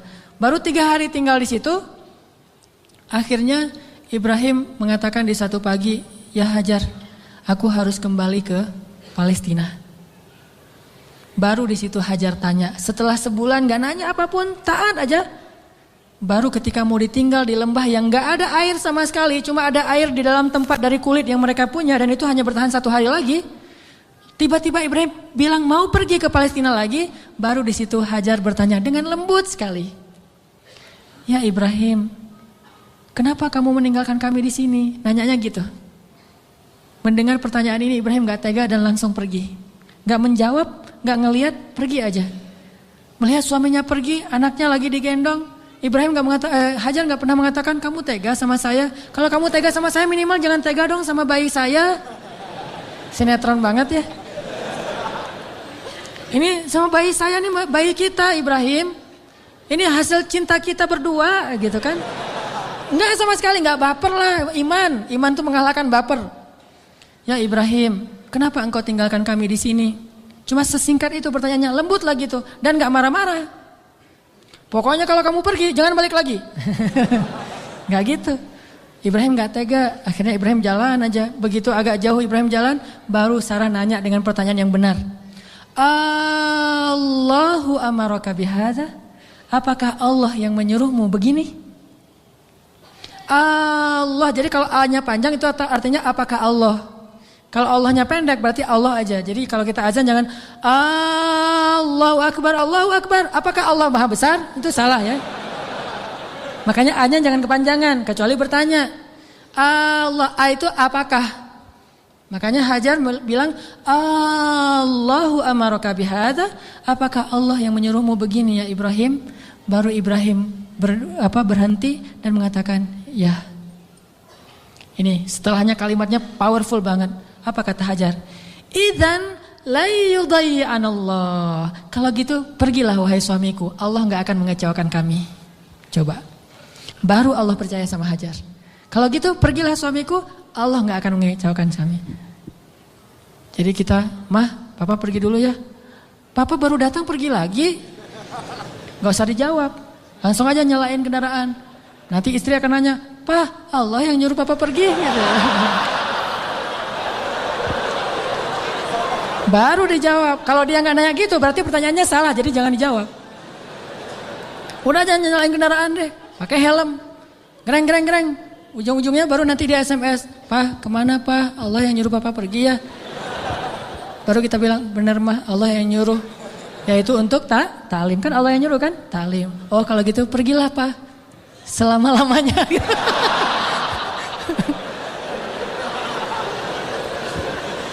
Allah gak akan mengecewakan kami, kata Hajar teh. Idzan la yudayyi'anallah. Kalau gitu Allah tidak akan mengecewakan kami. Itu kata kuncinya tuh. Dan itu nggak ngomong dengan gombal ke Allah. Allah Maha tahu isi hatinya Hajar radhiyallahu anha. Makanya Allah percaya banget sama Hajar. Akhirnya pergilah Ibrahim. Nggak ngomong, ya suamiku jangan lupa kirim SMS ya. Udah sampai di mana kan khawatir gitu. Jangan lupa kirimin bekal setiap bulan 10 juta aja, nggak usah banyak-banyak. Gitu. Nggak ada bekal. Tahu berapa lama Ibrahim meninggalkan Hajar di situ? 13 tahun. Nggak ada kabar, nggak ada apa-apa. 13 tahun. Kalau kita mah baru keluar 13 jam mungkin. Wah udah curiga nih. Gak pulang-pulang 13 jam. Jangan-jangan pingsan lagi. 13 tahun gak pulang-pulang. Hajar ditinggalkan dengan air hanya bertahan 1 hari aja. Udah gitu Hajar gendong anaknya Ismail tinggal di situ berdua aja di tengah padang pasir. Gelap banget kalau malam dingin, kalau siang panas banget. Dinginnya itu saya karena lama tinggal di padang pasir. Gini-gini saya ini orang padang pasir ya. Jadi kalau malam dinginnya tuh sampai kayak jarum nusuk-nusuk ke kulit. Itu di padang pasir, dinginnya malam. Kalau pagi, kalau siang panasnya itu kayak kita dibakar. Ekstrim, bawa bayi. Hari pertama masih aman, masih bisa minum, rotinya direndam. Hari kedua habis air, Ismail menangis. Panik kan? Ini gimana nih, air cari di mana? Lari-lari yang kita tahu, naik ke atas bukit. Di mana ada burung yang kalau ada burung berarti pertanda ada air. Nggak ada burung, tapi ngelihat genangan air, turun lari. Karena pengen mendapatkan air buat anaknya yang masih kecil. Sayang banget sama Ismail. Pas turun lari ternyata gak ada apa-apa. Naik lagi ke bukit berikutnya yang namanya Marwah. Turun mondar-mandir. Kenapa sampai 7 kali di tempat yang sama? Saking paniknya. Ismail terus dari kejauhan terdengar suaranya menangis. Pas Hajar sampai di bukit Marwah, suara tangisan itu hilang. Mulailah Hajar was-was dan khawatir. Jangan-jangan Ismail sudah meninggal karena kehausan. Akhirnya Hajar berlari ke arah Ismail. Ketika dia mendekat, dia melihat seorang laki-laki bertubuh yang gagah gitu. Dia pakai baju jubah berwarna putih, dia pakai sorban berwarna putih, seperti saya pulang dari masjid. Malaikat, kalau ini malaikat beneran. Kalau tadi kata anak kecil, oh malaikat lewat gitu. Kalau ini malaikat beneran. Dan dia memberi minuman kepada Ismail. Dialah Jibril alaihissalam. Tapi Hajar kan nggak tahu itu Jibril, dikirain orang yang mau perdagangan manusia atau apa gitu. Datang Hajar ke arah Ismail, tiba-tiba laki-laki itu menghilang, namanya juga malaikat, tling gitu aja hilang gitu. Udah hilang, dilihat di bawah kaki Ismail ada mata air yang kita sebut Zam-Zam. Minumlah, mulailah peradaban di situ. Dan Zam-Zam ini mata air paling ajaib di dunia. Paling berkah, seberkah susu ibu kepada anaknya. Kenapa saya bilang berkah? Dia keluar sesuai dengan kebutuhan. Ketika jamaah haji ramai di kota Mekah sampai 3 juta orang, mereka tidak kekurangan air Zam-Zam. Masing-masing minum, setiap datang ke masjid minum Zam-Zam, pulang dari masjid minum Zam-Zam, pulang ke kampung halaman bawa Zam-Zam 1 liter, 5 liter, 10 liter, kan? 3 juta orang tapi nggak pernah kurang dan nggak pernah kering air Zam-Zamnya. Keluar terus untuk 3 juta orang. Begitu musim haji selesai, Zulhijjah berlalu, berganti dengan bulan Muharram, di stoplah haji dan belum dibuka visa umroh sehingga Mekah sepi. Kalau kita umroh di waktu itu yaitu umroh transit, kita bisa cium Hajar Aswad setiap kali kita putaran tawaf, saking sepinya. Tapi air Zam-Zam tidak membanjiri kota Mekah. Kalau lagi rame keluar banyak, kalau lagi sedikit keluar sedikit. Air yang sangat berkah, keajaiban dari Allah. Akhirnya tinggallah di situ. Yang luar biasa, 13 tahun tidak dijenguk oleh suaminya, Hajar nggak pernah ngejelek-jelekin ayahnya Ismail di hadapan Ismail. Kamu harus tahu, kamu nggak boleh seperti ayahmu nanti kalau udah gede. Enggak sama sekali. Ini imajinasi sejarah ya, biar kita tahu gimana sebenarnya Hajar. Saya nggak, walaupun ini agak herai tapi serius. Biar kita kebayang gimana solehahnya Hajar. Kan bisa aja normalnya perempuan akan bilang, pokoknya mama kecewa banget. Jangan sampai kamu mengulangi ini kepada istrimu. Hati perempuan. Gak pernah ngomong kayak gitu. Padahal pantas gak sih Hajar kecewa? Pantas ya, 13 tahun gak ada berita. Dan secara fikih itu udah bisa meminta cerai loh. Secara fikih udah bisa khulu itu minta cerai kepada hakim. Tapi Hajar tidak sama sekali menjelekkan Ibrahim di hadapan anaknya. Apa buktinya? Ketika 13 tahun kemudian datang Ibrahim, Ismail akrab-akrab aja sama ayahnya. Ayah gitu. Oh ini nih mah orangnya nih mah. Nah. Wah udah nih. Kan Ismail udah gede. 13 tahun orang Arab mah kan beda sama kita. 13 tahun kita kan masih culun. 13 tahunnya orang Arab itu udah memimpin pasukan seperti Usamah bin Zaid, cucunya Rasulullah, cucu angkat. Udah memimpin pasukan tuh 13 tahun usianya. Jadi udah gagah. Dan bahasa Allah itu ketika Ismail sudah berusia sebaya, artinya udah gagah gitu. Coba, Ibrahim waktu itu usianya berapa? 101 tahun. Ketemu kakek-kakek 101 tahun. Mah, yang mana orangnya? Ini. Kan bisa aja kan? Enggak. Mah, siapa itu? Itulah ayahmu Ibrahim, wahai Ismail. Ayah, langsung datang, cium tangannya. Ayah, gitu. Enggak ada seuson sama sekali. Itu hasil pendidikan Hajar yang luar biasa loh kepada anaknya. Dan bukti yang lebih berat lagi, 3 hari kemudian Ibrahim mimpi menyembelih anaknya. Dan tahukah kita apa jawaban anak itu? Wahai ayahku tersayang. Bahasanya, ya abati. Bukan, ya terserah ayah deh. 13 tahun ditinggalin, sekarang mau nyembelih lagi. Ini bukan hasil pendidikan Ibrahim nih. Ini anak hasil pendidikan Hajar banget nih.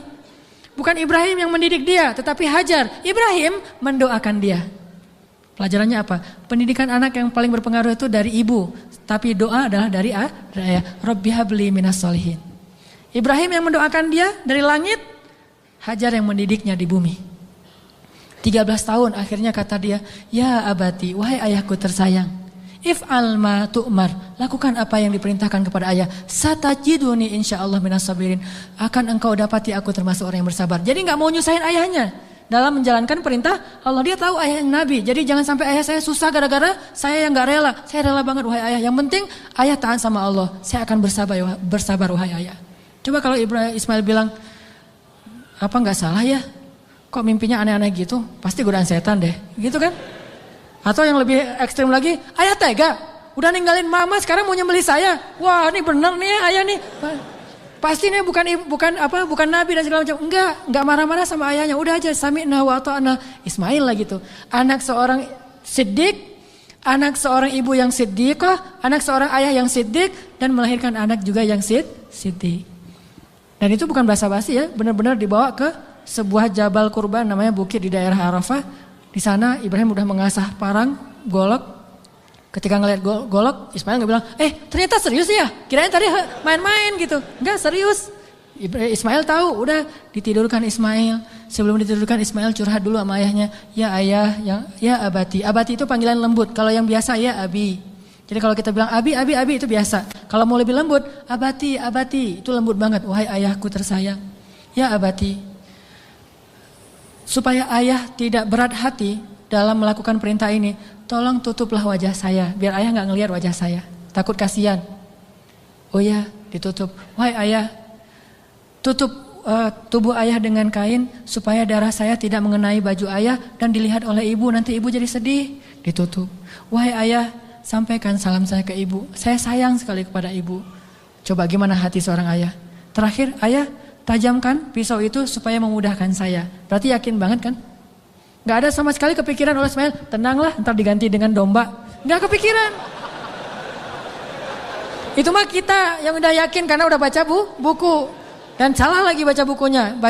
Buku yang kita baca tuh Ismail tiba-tiba berubah jadi domba. Terus Ismailnya kemana? Kan gitu kan bukunya? Padahal nggak gitu. Ismailnya dibangunkan, dombanya keluar dari bukit terus disembelih. Bukan Ismail berubah jadi domba, tetap aja anaknya. Cuma dari kutuk jadi domba kan? Saya kayak malin kundang. Enggak, itu mah salah dalam catatan buku sejarah. Ya ayah, sampaikan salam saya ke ibu ya. Dan tolong jangan ceritakan ini dulu kepada ibu. Padahal dia tahu ibunya soleha banget dan kuat banget. Akhirnya ditaruhlah golok itu di leher Ismail. Dan Ibrahim mengatakan Bismillah ya Allahu Akbar. Mau ditarik tuh. Yakin dan Allah tahu isi hati Ibrahim. Mau ditarik. Ismail udah pasrah aja. Udah ini terakhir kali saya hidup di dunia. Baru ketemu 3 hari dengan ayah saya. Pas mau ditarik. Allah tahan tangannya Ibrahim seperti orang stroke. Gak bisa gerak gitu. Baru Allah berfirman. Ya Ibrahim, qad saddaqatar ru'ya. Engkau sudah membenarkan perintah. Allah udah percaya sama Ibrahim sekarang. Ditahan. Akhirnya kata Allah, angkat Ismail. Ini adalah balaun mubin. Inilah ujian yang berat untuk melihat siapa yang benar-benar beriman. Gitu cara Allah percaya sama kita. Lewat ujian hidup kita, lewat masalah-masalah kita. Apakah kita masih yakin sama Allah? Sampai ke titik darah penghabisan masih yakin sama Allah, justru di titik itulah nanti Allah percaya sama kita, Allah ganti semua musibah itu sebagai rahmat. Allah kasih dia seekor domba yang sangat besar dan kelak itu menjadi syariat yang sangat indah bagi kaum muslimin. Diabadikan sepanjang masa, ribuan tahun dikenang. Ini bukti. Maka buat Allah percaya sama kita, maka Allah gak akan mengecewakan kita. Ingat kata-kata Hajar, la yudayyi'anallahu idzan. Kalau Allah yang memerintahkan gini, berarti Allah tidak akan mengecewakan saya. Cukuplah Allah yang menyuruh kita, yakin Allah enggak akan ngecewain kita. Udah setelah itu hasbunallah, la haula wala quwata illa billah, tawakkaltu 'alallah, aslamtu ilallah dan seterusnya. Insyaallah kita akan melihat keajaiban. Itu aja teman-teman yang dirahmati Allah. Mudah-mudahan kita menjadi orang yang bisa selalu mengandalkan Allah dalam hidup kita sampai Allah percaya sama kita, lalu Allah menunjukkan keajaiban dalam setiap urusan kita. Marilah kita tutup dengan berdoa, semoga ilmu yang sederhana yang baru kita dapatkan benar-benar menambah semangat kita untuk lebih yakin kepada Allah Subhanahu wa taala. A'udzu billahi minasy syaithanir rajim. Bismillahirrahmanirrahim. Allahumma lakal hamdu wa lakal syukru ya rahim.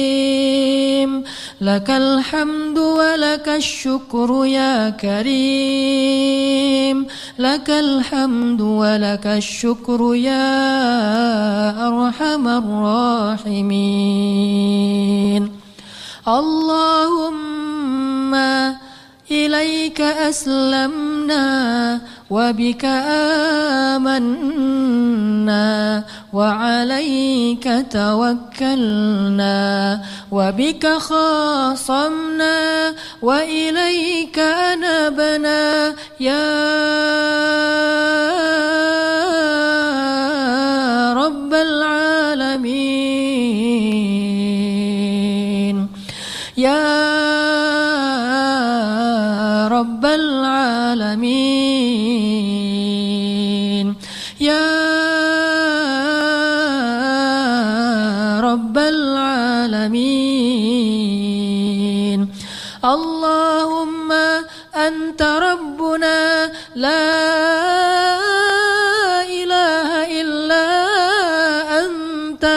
خلقتنا ونحن عبادك يا خالق يا خالق يا خالق يا رازق اللهم أسلمنا إليك أنت الحي القيوم أنت الذي لا تأخذه سنة ولا نوم أنت الخالق يا الله بيدك الخير يا الله أنت الذي على كل شيء قدير Ya Allah, segala kebaikan ada di tangan-Mu ya Allah. Ya Allah, Engkaulah yang Maha Pemurah ya Allah. Ya Allah, Engkaulah yang Maha Pengasih ya Allah. Ya Allah, tidak ada yang susah dan sulit bagimu ya Allah. Engkau maha kuasa atas segala sesuatu ya Allah. Engkau hanya mengatakan kun, maka segalanya menjadi seperti kehendak-Mu ya Allah. Ma syi'ta kan wa man lam tasya lam yakun ya Allah. Apa yang Engkau kehendaki pasti terjadi, dan apa yang tidak Engkau kehendaki tidak akan terjadi ya Allah. Kami yakin kepada kebesaran-Mu ya Allah. Kami yakin tidak ada hal yang mustahil bagimu ya Allah. Tidak ada hal yang mustahil satupun di muka bumi ini, di langit dan di bumi bagimu ya Allah. Engkaulah yang telah menciptakan langit yang maha luas, yang bahkan kami belum tahu di mana tepi dari langit itu ya Allah. Engkaulah yang telah menciptakan bintang-bintang yang sangat banyak, bahkan kami tidak sanggup menghitung jumlahnya ya Allah. Engkaulah yang telah menciptakan setiap butir-butir yang ada di dalam tanah, yang kemudian tumbuh menjadi tanaman, menjadi pohon yang besar, lalu memberikan buah-buah yang ranum kepada kami. Engkaulah yang telah memberikan janin di dalam rahim para perempuan-perempuan yang Engkau kehendaki, yang dengan itu Engkau menciptakan manusia dengan bentuk yang sempurna. Engkaulah yang maha kuasa atas segala sesuatu ya Allah. Engkau memberikan rezeki kepada siapa yang Engkau kehendaki. Tidak ada yang bisa menghalanginya. Tidak ada seorang pun ya Allah. Engkau punya segala cara. Bahkan kadang Engkau tidak perlu cara untuk memberikan kebaikan kepada hamba-Mu. La haula wa la quwwata illa billah. Tidak ada daya dan upaya kecuali Engkau ya Allah. Tidak ada daya dan upaya bagi kami kecuali dengan pertolongan dari-Mu ya Allah. Iyyaka na'budu wa iyyaka nasta'in. Wa iyyaka nasta'in. Wa iyyaka nasta'in. Ya Allah, sesungguhnya salat kami, ibadah kami, ruku dan sujud kami, hidup kami persembahkan untuk-Mu ya Allah. Ajarkan kami untuk tulus dalam mengatakan kalimat yang mulia itu ya Allah, sehingga benar-benar kami menyerahkan hidup dan mati kami kepadamu ya Allah. Inna salati wa nusuki wa mahyaya wa mamati lillah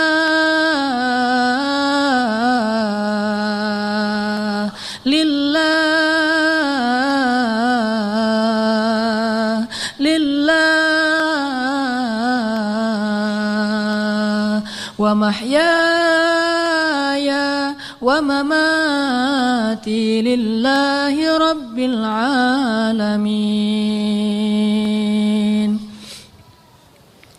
Ya Allah ya Arhamar Rahimin,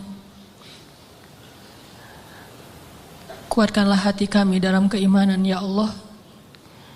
Kami tidak tahu bagaimana keadaan kami di akhir hayat kami nanti.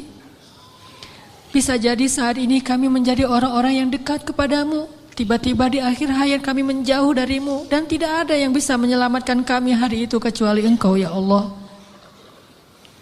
Bisa jadi sekarang kami rajin ke masjid, sholat berjamaah. Tetapi di akhir hayat kami berputus asa sehingga kami meninggalkan panggilanmu ya Allah. Kami berlindung kepadamu ya Allah dari kelemahan diri kami sendiri ya Allah. Kami tahu Nabi-Mu pernah bersabda, bisa jadi seseorang sepanjang hidupnya beramal solih, amal ahli surga sampai jaraknya dengan surga hanya sejengkal saja. Tetapi berlalulah ketetapan yang lain sehingga dia mati dalam keadaan syirik dan kufur dan masuklah dia ke neraka. Kami berlindung kepadamu dari keadaan orang seperti itu ya Allah. Tidak ada yang bisa menjamin kami selamat. Bukan ibadah kami, bukan sholat, bukan sujud, bukan rukuh kami, bukan kesolehan kami. Bahkan orang yang paling soleh seperti seorang laki-laki Bani Israel bisa kufur dan akhirnya su'ul khatimah di akhir hayatnya ya Allah. Hanya Engkau yang bisa menjamin akhir hayat kami ya Allah. Kami belum merasa aman meskipun sekarang kami bersyukur mendapatkan hidayah untuk berhijrah. Tetapi tidak ada yang menjamin kami bisa istiqomah seperti ini sampai akhir hayat ya Allah. Ya muqallibal qulub, ya muqallibal qulub, tsabbit qulubana. Wahai yang membolak-balikan hati, tetapkanlah hati kami dalam keimanan ya Allah.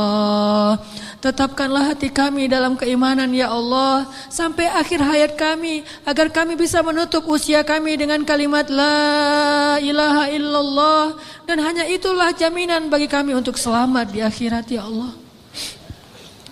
Ya Arhamar Rahimin, kami kadang pernah melihat saudara-saudara kami yang Engkau uji dengan sakit yang amat berat, dan mereka bersabar menghadapi ujian itu.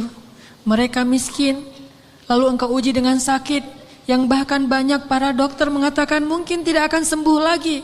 Dan mereka hampir tidak punya harapan untuk sembuh, tetapi mereka bersabar dan ridho dengan ketetapan-Mu. Lalu kami menyadari, bagaimana jika kami yang Engkau berikan ujian seperti itu? Apakah kami akan sabar atau kami akan berputus asa ya Allah? Ketika kami harus merasakan sakit 24 jam dalam sehari yang luar biasa rasanya, apakah kami akan bersabar atau kami berputus asa sehingga kami datang kepada para dukun atau akan bunuh diri dalam keadaan kufur ya Allah? Tidak ada yang menjamin kami akan kuat pada hari itu kecuali Engkau ya Allah. Wahai yang menggenggam hati hamba-hambanya, genggam eratlah hati kami dalam kasih sayang dan hidayah-Mu ya Allah. Kami berserah diri kepadamu ya Allah. Ya Arhamar Rahimin, jangan biarkan kami tergelincir ketika kami mendapatkan ujian-ujian yang sesungguhnya ujian itu agar Engkau percaya kepada keimanan kami. Sadarkanlah kami selalu, agar kami selalu percaya bahwa ujian adalah agar kami membuktikan keimanan kami kepadamu, sehingga kami bisa bertahan dalam ujian itu ya Allah. Kuatkanlah kesabaran kami ya Allah. Lapangkanlah dada kami ya Allah. Bimbinglah fikiran kami agar selalu berhusnuzon kepadamu dan kepada hamba-Mu ya Allah. Ya Arhamar Rahimin, bantulah kami dalam segala masalah kami ya Allah. Engkaulah yang maha pemberi rezeki, limpahkanlah rezeki yang halal bagi kami ya Allah. Tidaklah kami meninggalkan pekerjaan yang menurut syariat agama-Mu itu haram, kecuali karena kami takut kepadamu ya Allah. Dan kami yakin Engkau menyediakan yang lebih baik setelah kami berhijrah dari pekerjaan yang haram itu ya Allah. Kami percaya dan yakin. Maka tunjukkanlah keajaiban kepada kami. Beri kami rezeki yang lebih baik setelah kami meninggalkan yang syubhat. Ya Arhamar Rahimin, di antara kami ada yang berharap sekali Engkau anugerahkan keluarga yang menyejukkan mata. Anugerahkanlah keajaiban kepada kami. Berikan kepada kami pasangan-pasangan yang menyejukkan hati kami. Mungkin kami mencintai seseorang karenamu, tetapi dia tidak tahu tentang perasaan kami. Beritahu kepadanya ya Allah, karena tidak tahu bagaimana cara kami mendekatinya kecuali mendekat kepada Rabb-Nya ya Allah. Engkaulah Rabb hati segala makhluk-Mu ya Allah. Ya Allah, jadikanlah kami termasuk orang-orang yang Engkau bimbing perasaannya agar selalu mencintai yang Engkau cintai ya Allah. Ya Arhamar Rahimin, anugerahkanlah juga untuk kami, jika di antara kami ada yang sedang sakit, Beri kami kesabaran dan kesembuhan ya Allah. Jika di antara kami ada yang telah wafat, maka rahmatilah saudara kami yang telah kembali kepadamu ya Allah. Ya Arhamar Rahimin, ampunkanlah dosa ayah dan ibu kami ya Allah. Bagaimanapun juga, karena jerih payah, keringat, darah, air mata mereka, kami tumbuh menjadi orang yang seperti sekarang ini ya Allah. Menjadi orang yang insya Allah dengan seizinmu menjadi orang yang bahagia ya Allah. Karena perjuangan orang tua kami lah akhirnya kami bisa hidup layak ya Allah. Walaupun kami sering mengkufur dan mengingkari kebaikan orang tua kami ya Allah. Ya Arhamar Rahimin, kami tidak sanggup membalas kebaikan orang tua kami. Kami hanya mampu mendoakan kebaikan untuk mereka ya Allah. Ampunkanlah dosa ibu kami ya Allah. Ampunkanlah dosa ayah kami ya Allah. Ampunkanlah dosa guru-guru kami ya Allah. Ampunkanlah dosa pasangan kami, suami dan istri kami ya Allah. Ampunkanlah dosa anak-anak kami ya Allah. Ya Arhamar Rahimin, tunjukkanlah mujizat-Mu untuk kaum muslimin di Gaza. Tunjukkanlah mujizat-Mu untuk kaum muslimin di Palestina. Tunjukkanlah pertolongan-Mu seperti Engkau menolong Ahlu Badar dengan menurunkan ribuan malaikat kepada kaum muslimin di Suriah ya Allah. Tidak sulit bagimu untuk menolong saudara-saudara kami yang ada di Suriah.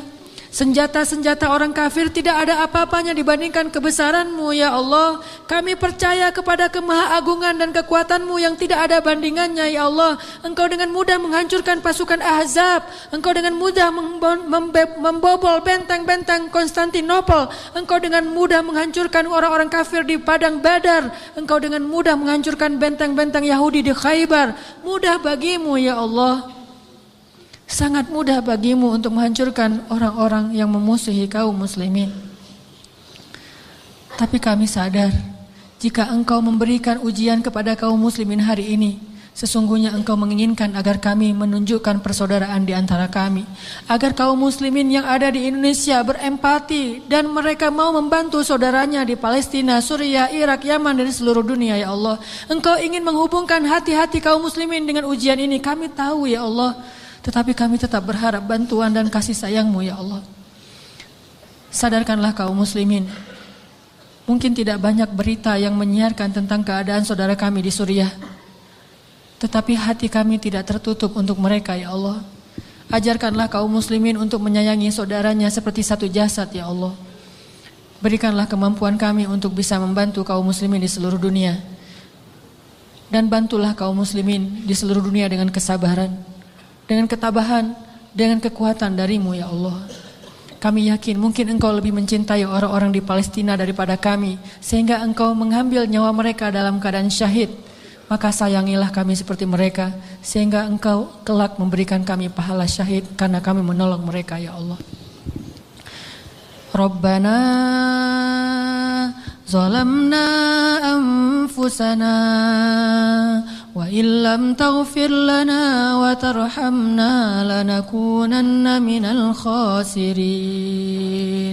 Maafkanlah kami ya Allah, jika selama ini kami masih ragu kepadamu ya Allah.